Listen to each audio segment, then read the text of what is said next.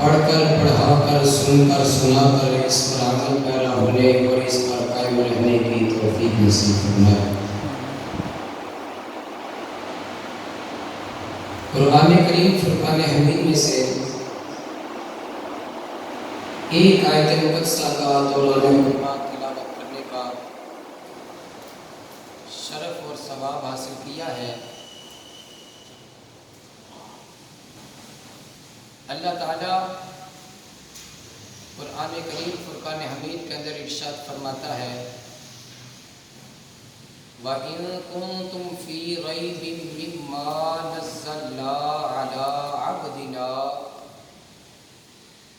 فَأْتُوا بِسُورَةٍ مِّن مِّثْلِهِ وَادْعُوا شُهَدَاءَكُم مِّن دُونِ اللَّهِ إِن كُنتُمْ صَادِقِينَ۔ اللہ تعالیٰ نے ارشاد فرمایا اگر تم شک کرتے ہو مما نزلنا علی عبدنا، اس چیز کے اوپر کہ جس کو ہم نے اپنے بندہ خاص پہ نازل فرمایا ہے، فَأْتُوا بِسُورَةٍ مِّن مِّثْلِهِ، اللہ تعالیٰ نے ارشاد فرمایا پس لاؤ تم ایک صورت اس کی مثل، وَادْعُوا شُهَدَاءَكُم مِّن دُونِ اللَّهِ، اور بلا لاؤ تم اپنے گواہوں کو، اپنے مددگاروں کو اللہ تعالیٰ کی ذات کے علاوہ، ان کنتم صادقین، اگر تم سچے ہو۔ یہ تھا قرآن شریف کا کچھ ترجمہ مفہوماً۔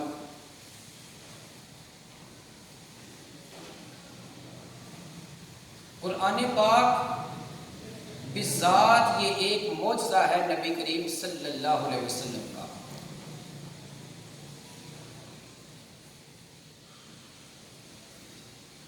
حضرت صالح علیہ السلام آپ کا دور مطہر اور عروج پر یہ چیز تھی کہ لوگ پتھروں کو اٹھا لاتے، ان کو تراشتے، تراشنے کے بعد ان کا ایک مجسمہ بنا دیتے۔ جب اس کا مجسمہ بنایا جاتا تو سمجھا جاتا کہ یہ بندہ بڑا بھی کاریگر ہے۔ اسی طرح وہ پتھر لاتے، اس کو تراشتے، پھر اس کی کوئی نہ کوئی صورت بنا دیتے، سمجھا جاتا یہ بندہ بڑا کاریگر ہے۔ یعنی کہ وہ پتھر کو لاتے، اسے تراشتے، اس کا مجسمہ بناتے۔ یہ کمال تھا ان لوگوں کے ہاتھ کے اندر۔ حضرت صالح علیہ السلام آپ نے ارشاد فرمایا لوگوں میں اللہ تعالیٰ کا نبی ہوں، میرا کلمہ شریف پڑھو، میرے پیچھے چلو۔ لوگوں نے پوچھا حضور کیا بات ہے آپ کے پاس؟ تو آپ نے ارشاد فرمایا کہ تمہارے اندر یہ کمال ہے، پتھر کو لاتے ہو، اسے تراشتے ہو، مجسمہ بنا دیتے ہو، صورت بنا دیتے ہو۔ فرمایا جو تم کہتے ہو میں وہ کر کے دکھاتا ہوں، جو تم کہتے ہو میں وہی کر کے دکھا دیتا ہوں۔ لوگوں نے کہا حضور اگر آپ کر سکتے ہیں تو یہ کیجئے کہ پہاڑ میں سے، پتھر سے جانور نکل آئے اور جس طرح وہ باہر آئے اسی طرح وہ بیٹھ جائے، وہیں بیٹھتے بیٹھتے وہ بچہ جان دے اور پھر پورے شہر والوں کو وہ دودھ دے۔ آپ نے ارشاد فرمایا کیا تم پکے ہو اس بات پہ؟ عرض کی حضور پکے ہیں۔ تو آپ نے ارشاد فرمایا چلو پھر جس پہاڑ سے وہ پتھر لایا کرتے تھے اسے تراش کر وہ مجسمہ بنایا کرتے تھے، آپ پہاڑ کے قریب گئے تو اللہ تعالیٰ کی بارگاہ مقدس میں دعا کی۔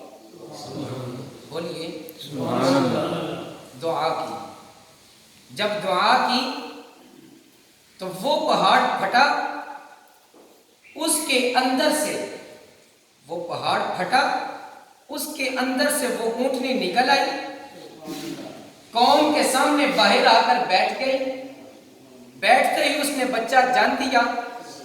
پھر اس اونٹنی نے، اس جانور نے پورے شہر کو دودھ بھی دیا۔ اللہ تعالیٰ کے نبی کی یہ شان ہے کہ جس دور کے اندر جس چیز کا عروج ہوتا ہے، رب اپنے نبی کو وہ کمال دیتا ہے کہ عروج والے بھی دیکھتے ہیں کہ یہ کیسا عروج ہے۔ مسئلے کی سمجھ آ رہی ہے آپ کو؟ عروج والے بھی دیکھتے ہیں۔ اور جب انہوں نے یہ معاملہ دیکھا تو ان لوگوں نے پھر بھی کلمہ شریف نہ پڑھا، پھر بھی انہوں نے کلمہ شریف نہ پڑھا۔ کچھ لوگ حضرت صالح علیہ السلام کے پیچھے لگ گئے، کچھ ان کی اونٹنی کے پیچھے لگ گئے۔ حضرت موسیٰ علیہ السلام کا دور متحر، جادو اپنے عروج پر تھا، پوری آباداب پہ تھا۔ حضرت موسیٰ علیہ السلام، آپ نے اپنی قوم کو ارشاد فرمایا میں اللہ تعالیٰ کا نبی ہوں، میرا کلمہ شریف پڑھو۔ لوگوں نے جس وقت یہ معاملہ دیکھا، میں نے تفصیل سے آپ کے سامنے پہلے پیش کر دیا ہے، بس اشارہ کر رہا ہوں، سمجھ آپ جائیں گے کہ لوگ جمع ہو گئے، جادوگر سبھی کے سبھی آ گئے، انہوں نے اپنے جادو کر کے دکھائے کہ رسیوں کو ڈال دیا اور ان کا سبھی کے سبھی وہ سانپ بن گئے۔ یہ بھی ایک جادو تھا، مگر جادو اور معجزہ اس کے اندر بہت زیادہ فرق ہوتا ہے۔ جادو اور معجزے کے اندر بہت زیادہ فرق ہوتا ہے۔ وہ جنہوں نے جادو کیا تھا، انہوں نے جادو اتنا ہی کیا کہ جو سامنے پڑی ہوئی رسی تھی وہ سبھی کے سبھی کو سانپ بنا دیا گیا، مگر معجزہ اور کمال یہ چیز ہے کہ ہاتھ کے اندر عصا ہو، اس کو رکھ دیا جائے اور وہ بھی سانپ بن جائے اور دوسرے سانپوں کو کھا جائے۔ اللہ تعالیٰ نے حضرت موسیٰ علیہ السلام کو یہ کمال کا معجزہ عطا فرمایا۔ ان کے دور مطہر کے اندر جادو عروج پر تھا، ان کو یہ معجزہ عطا فرمایا۔ الغرض ہر نبی کے دور کے اندر کسی نہ کسی چیز کا عروج رہا ہے، ہر نبی کے دور کے اندر کسی نہ کسی چیز کا عروج رہا ہے، تو اللہ تعالیٰ نے ان کے عروج کو پست کرنے کے لیے، نچلا کرنے کے لیے، اپنے نبی کے معجزے کو بلند کرنے کے لیے ایسی چیز عطا فرمائی ہے، ایسا کام رب تعالیٰ نے ان سے لیا ہے کہ جو عروج والے ہیں وہ بھی دیکھ کے مانتے ہیں کہ یہ اپنے بس کی بات نہیں بلکہ رب تعالیٰ کے فضل کی بات ہے۔ جب دور آیا میرے محبوب کریم رؤوف رحیم صلی اللہ علیہ وسلم کا، تو اس دور کے اندر شاعری اپنے کمال پر تھی، بہت عروج پر تھی۔ شاعر لوگ تھے اور شاعری کیا کرتے تھے۔ عربی لغت جو تھی یہ اپنے عروج پر تھی، بہت زیادہ، بہت ہی زیادہ عروج پر تھی۔ حضور نبی کریم صلی اللہ علیہ وسلم نے اعلان نبوت فرمایا تو سرکار علیہ السلام نے دعوت تبلیغ، دعوت کلمہ جو تھی وہ پیش کی۔ سرکار علیہ السلام نے فرمایا کہ پڑھو میرا کلمہ شریف۔ قسمت والے لوگ کلمہ شریف پڑھ گئے، کچھ وہ بھی تھے جنہوں نے نہ مانا۔ تو جس وقت میرے محبوب کریم رؤوف الرحیم صلی اللہ علیہ وسلم آپ کے دور مطہر کے اندر یہ چیز عروج پر تھی، تو اللہ تعالیٰ نے عربی کے اندر قرآن شریف کو نازل فرمایا۔ سبحان اللہ۔ اور اس قرآن شریف کی یہ شان ہے، اس قرآن شریف کا یہ مقام ہے، اس قرآن شریف کا یہ رتبہ ہے۔ حضرت ابو بکر صدیق رضی اللہ تعالی عنہ کلمہ شریف پڑھ لیا۔ کلمہ شریف پڑھنے کے بعد مکہ شریف کے اندر آپ تشریف فرما ہے۔ علل اعلان لوگ عبادت نہیں کرنے دیتے، آپ اپنے گھر کے اندر بیٹھ کر، یعنی گھر کے صحن کے اندر بیٹھ کر وہیں قرآن شریف کی تلاوت کیا کرتے. اور جس وقت حضرت ابو بکر صدیق رضی اللہ تعالیٰ عنہ قرآن شریف کی تلاوت کیا کرتے تو کافر حضرات بھی جس وقت پاس سے گزرتے تو قرآن شریف کی مٹھاس ایسی تھی اور اس کے اندر کمال ایسا تھا کہ جو نہ ماننے والے تھے جائے کہ زبان سے نہ مانتے تھے مگر سن کے وہاں پاس بیٹھ کے قرآن سننا ضرور شروع کر دیا کرتے تھے. اگرچہ زبان سے کلمہ وہ نہیں پڑھتے تھے، اگرچہ وہ محبوب علیہ السلام کا کلمہ بولیے کلمہ نہیں پڑھتے تھے، مگر پھر بھی جب قرآن پڑھا جاتا تو وہیں بیٹھ کے وہ سننا شروع کر دیتے. کافروں نے جب دیکھا کہ یہ لوگ اس طرح کے معاملے کے اندر آ گئے ہیں کہ ہیں ہمارے، مگر جب ان کے پاس سے گزرتے ہیں قرآن سنتے ہیں تو وہیں بیٹھ کے سننا شروع کر دیتے ہیں، تو پھر کافروں نے کہا کہ اے حضرت ابو بکر صدیق رضی اللہ عنہ، آپ اپنے گھر کے صحن کے اندر بیٹھ کر قرآن شریف نہ پڑھا کرو، اپنے گھر کے کمرے کے اندر بیٹھ کر قرآن پڑھا کرو. جس وقت ان لوگوں نے کفارین حضرات، جو منافق حضرات تھے، کافر حضرات تھے، جب ان لوگوں نے یہ دیکھا تو پھر ان لوگوں نے کہنا شروع کر دیا کہ یہ کون سی بات ہے، یہ تو اپنی طرف سے من گڑت جو باتیں ہیں، اپنی طرف سے بنائی ہوئی باتیں ہیں، یہ تو وہ ہمارے سامنے پیش کر دیتے ہیں، یہ کون سی اللہ تعالیٰ کی کلام ہے. کافروں نے کہا، بات کی سمجھ آ رہی ہے؟ کافروں نے کہا یہ کون سا اللہ تعالیٰ کی کلام کو پیش کرتے ہیں، یہ تو اپنی طرف سے بات بنا کے تو ہمارے سامنے پہنچا دیتے ہیں ہمارے سامنے، یہ کون سی خدا تعالیٰ کی کلام ہے. تو جس وقت ان لوگوں نے یہ جملے کہے کہ یہ اللہ تعالیٰ کی کلام نہیں، اللہ تعالیٰ کی کلام یہ قرآن پاک نہیں، بولیے یہ قرآن شریف نہیں ہے، یہ اللہ تعالیٰ کی کلام نہیں بلکہ اپنی طرف سے من گھڑت ہے. تو اللہ تعالیٰ نے ارشاد فرمایا وَإِن كُنتُمْ فِي رَيْبٍ مِّمَّا نَزَّلْنَا عَلَىٰ عَبْدِنَا فَأْتُوا بِسُورَةٍ مِّن مِّثْلِهِ، فرمایا تم بھی بڑی شاعری کرتے ہو اور ایک شعر کو دوسرے شعر کے ساتھ بنا دیتے ہو اور بڑے کمال کے تم شاعر ہو، لیکن فرمایا اس قرآن کے اندر شک نہ کرنا، اگر قرآن کے اندر شک کرتے ہو تو رب چیلنج کرتا ہے فَأْتُوا بِسُورَةٍ مِّن مِّثْلِهِ، فرمایا کچھ صورتیں تو ہم نے بنائی ہیں، قرآن چیلنج کر رہا ہے، رب چیلنج کرتا ہے کہ جس طرح تم اور کچھ بنا سکتے ہو قرآن کی ایک صورت ہی لے کر آ جاؤ. فرمایا کہ شاعری تم بھی کرتے ہو، عربی دان تم بھی بہت بڑے ہو، اگر قرآن کے اندر شک کرتے ہو تو فَأْتُوا بِسُورَةٍ، ایک صورت لے کر آؤ اس قرآن شریف کی مثال، اس کی مثل ایک صورت لے کر آؤ.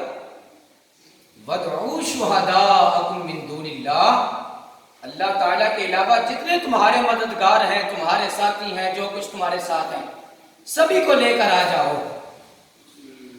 ان کنتم صادقین، اگر تم سچے ہو. تو اللہ تعالیٰ نے ارشاد فرمایا فَإِن لَّمْ تَفْعَلُوا وَلَمْ تَفْعَلُوا، فرمایا اگر تم یہ کام نہ کر سکو، کون سا کہ قرآن شریف کی مثل کوئی صورت نہ لا سکو، قرآن شریف کی مثل کوئی صورت نہ لا سکو، تو فرمایا وَلَن تَفْعَلُوا، رب تعالیٰ تمہیں سند دیتا ہے کہ تم ایسا کر نہیں سکتے. یہ سمجھنے والی بات ہی شاید آپ سمجھ گئے ہوں گے کہ پہلے فرمایا فَإِن لَّمْ تَفْعَلُوا، اگر تم یہ کام نہ کر سکو، وَلَن تَفْعَلُوا تو آگے خود حکم فرمایا اور ہرگز تم ایسا کر بھی نہیں سکتے، ہرگز نہیں کر سکتے. تو پھر حکم کیا ہوا؟ فرمایا فَاتَّقُوا النَّارَ الَّتِي وَقُودُهَا النَّاسُ وَالْحِجَارَةُ، فرمایا پھر اللہ تعالیٰ کی طرف سے اس آگ سے ڈر جاؤ، اس آگ سے ڈر جاؤ جو رب تعالیٰ نے آگ کو تیار کیا ہوا ہے نا، اس سے ڈر جاؤ. فرمایا وہ نہ ہو کہ جو پتھر ہیں اور آدمی ہیں फरमाया वही इसके अंदर ईंधन बनते जाएं। इस आग को जलाने के लिए पत्थरों को, ईंधनों को, यानी कि ईंधन जो है पत्थर जो है उनको दाखिल कर दिया जाए, आदमियों को दाखिल कर दिया जाए। फरमाया उससे बच के रहना। कुरान वो है कि जो रब ताला की कलाम है, और ये वो रब की कलाम है कि इस कलाम के अलावा कोई दूसरी कलाम हो सकती नहीं।